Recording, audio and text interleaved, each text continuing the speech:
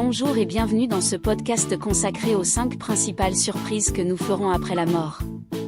Je vous propose de les découvrir à l'écoute de Mark Auburn qui se définit comme un « expérienceur pragmatique », ancien cadre supérieur formé aux méthodes de l'International Academy of Consciousness et de l'Institut Monroe. Il se distingue par ses recherches solitaires sur les sorties hors du corps, la clairvoyance et la mémoire de ses vies passées, relatant ses expériences dans le livre 0,001%. Son propos est clarificateur et savoureux. Corps, donc seront morts. Voilà. Et leur mémoire sera effacée aussi au fil du temps. Donc on va tous mourir. Et les gens qui sont morts avant nous, il y en a eu des millions, des milliards, des dizaines de millions. Donc on parle de quelque chose qui concerne tout le monde. Alors, que vous ayez une croyance religieuse, ou que vous soyez complètement athée et que vous pensiez qu'après la mort il n'y a strictement rien parce qu'on n'est que le corps biologique, ou que vous ayez une forme de connaissance par les souvenirs de vos vies passées ou parce que vous pouvez voyager hors du corps, on est dans 3 cas différents, mais malgré tout, le résultat va donner la même chose.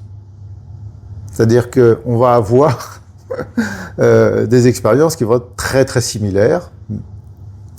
Et la première surprise, telle que rapportée par les gens qui sont au départ dans l'ignorance, je mets les religions dans l'ignorance, parce que les religions ne vous décrivent pas ce qui vous arrive après la mort. On a hier soir demandé à une intelligence artificielle de faire des comparaisons, et j'étais même pas au courant, je suis très loin de tout savoir.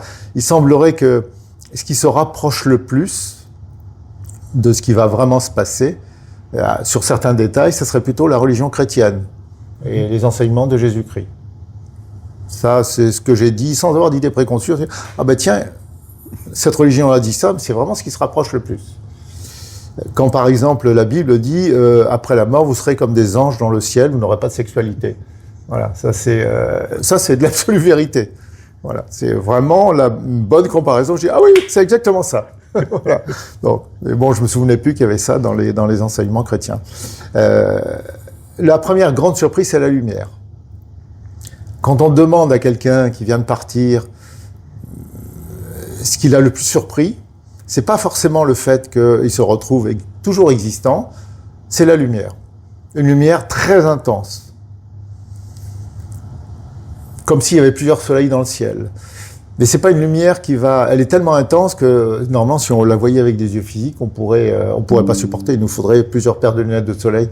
Mais c'est une lumière qui est très intense, très brillante, mais qui ne blesse pas. Et dans cette lumière-là, on a une acuité visuelle quasiment infinie. C'est-à-dire que, on n'a pas 10 dixièmes, on n'a pas 15 dixièmes, on a 100 millions de dixièmes. Voilà, on a une acuité qui est extraordinaire. Cette lumière porte la beauté. C'est-à-dire que tout ce qu'elle éclaire est beau. Alors, la lumière, en fait, n'éclaire en rien. Tout ce qu'on voit est de la lumière pure. Tout est lumière. Voilà. Donc, la beauté réside aussi dans les couleurs. Un miroitement de couleurs dont beaucoup n'existent pas dans le monde physique. Donc, juste dire quelques mots sur l'expérience de la lumière, c'est très frappant parce qu'on a le sentiment, quand on est athée ou même quand on est croyant religieux, qu'on va sombrer dans un espèce de gouffre, de noirceur. Ça peut être quelque chose de transitoire, mais l'expérience suivante, c'est l'expérience de lumière intense. C'est la retrouvaille avec la lumière. C'est pas la rencontre avec la lumière, c'est les retrouvailles avec la lumière. Parce qu'il y a tout de suite quelque chose de nous qui dit « mais j'ai toujours connu ça ». Ça nous semble nouveau, mais en même temps, ça nous semble pas nouveau. Donc la première surprise, c'est l'expérience de la lumière. Alors, pour beaucoup de gens, quand même, c'est je continue à exister. Oui. Et je continue à exister, mais c'est même plus que ça parce que, en fait, j'existe plus qu'avant. Oui. Quand j'étais vivant, entre guillemets. Oui. Alors, c'est un terme qu'on abandonne très vite, le fait d'être vivant et plus vivant, parce qu'en fait, on se sent beaucoup plus vivant quand on est débarrassé du corps biologique, mais beaucoup plus. Ce qui s'appelle beaucoup plus.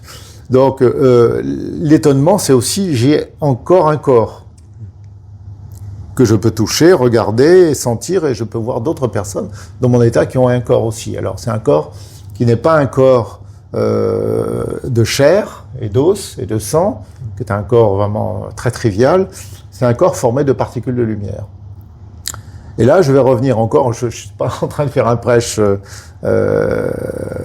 chrétien, mais je sais que c'est dit dans la Bible. Hein. Il y a un corps physique, il y a un corps animal et il y a un corps spirituel.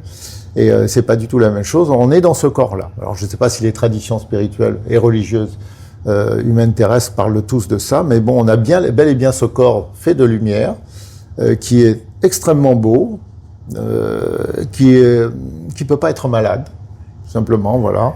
Mais effectivement, il y a un moment où on reprend conscience de ça. On se dit, mais en fait, je suis éternel.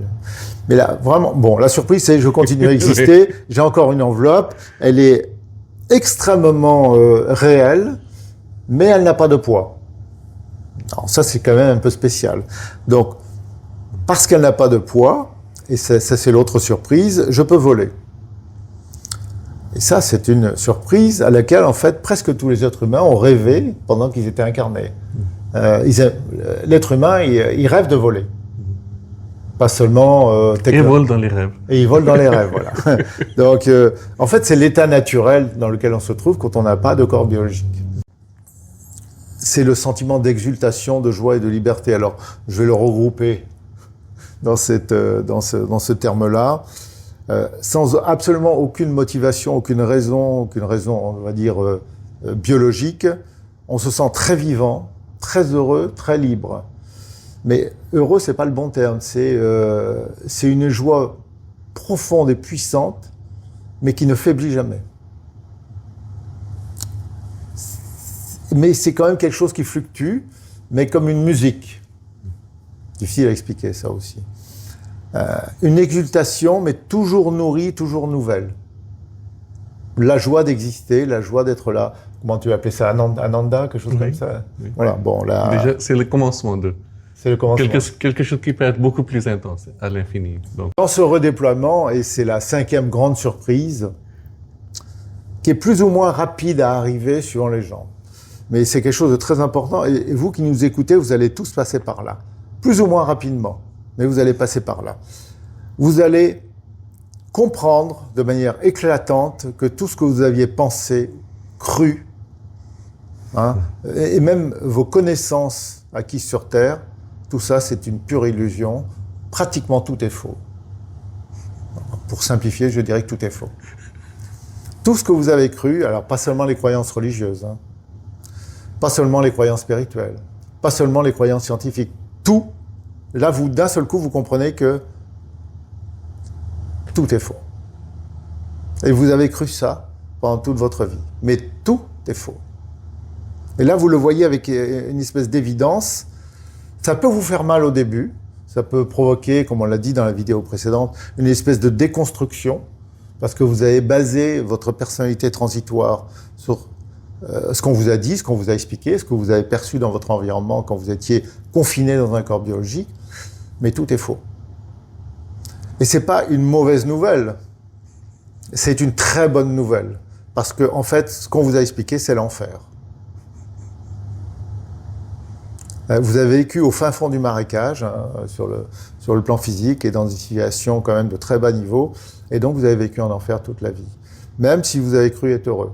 Et vous voyez très bien que les gens, même en bonne santé, beaux, célèbres, et avec beaucoup d'argent, sont pas vraiment heureux, puisqu'ils cherchent toujours quelque chose de plus. Et puis, il y a des taux de suicide parmi eux. Et puis, ils se droguent, vous voyez. Donc, ils se droguent pourquoi? Parce qu'ils sentent que de toute façon, ça va pas. Donc, ils essayent de trouver un état qui est encore supérieur, vous voyez. Donc, on est tous dans un monde obscur. C'est véritablement le cas. Je reviens à la lumière. Quelquefois, il y a beaucoup de lumière. Quelquefois, vous dites vraiment, je suis dans un bel endroit, il fait beau, c'est l'été. Mais en fait, nous sommes dans un monde obscur. Et on s'en rend compte, quand on revient dans la lumière, on se rend compte que ce monde soi-disant lumineux, qui est le monde physique et la Terre, c'est un monde extrêmement obscur. Après notre mort, nous rencontrerons la lumière, nous deviendrons un corps de lumière capable de voler, de tout voir, de tout comprendre et nous saurons à quel point nos convictions terrestres étaient fausses.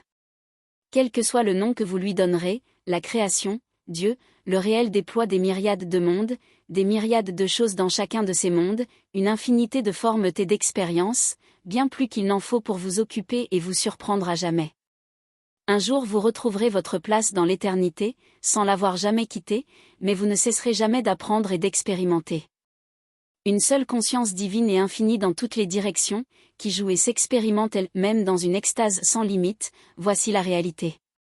Tout est conscience, intention, lumière, liberté et plénitude éternelle.